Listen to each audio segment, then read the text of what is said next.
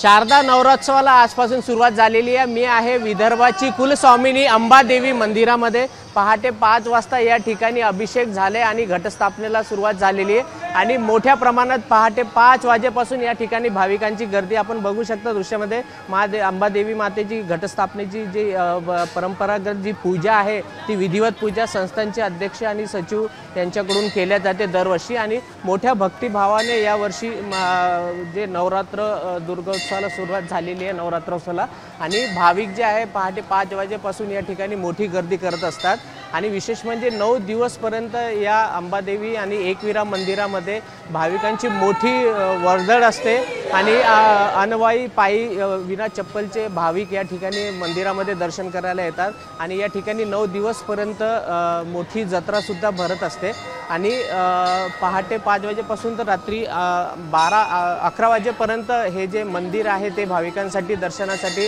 उघडे राहतात आणि 9 दिवसपर्यंत खूप विविध कार्यक्रम अंबादेवी मंदिराकडून यावेळेस आयोजन करण्यात आलेले आहे। कॅमेरामॅन अमोल देशमुखचा प्रणय निर्माण एबीपी माझा अमरावती। एबीपी माझा उघडा डोळे बघा नीट।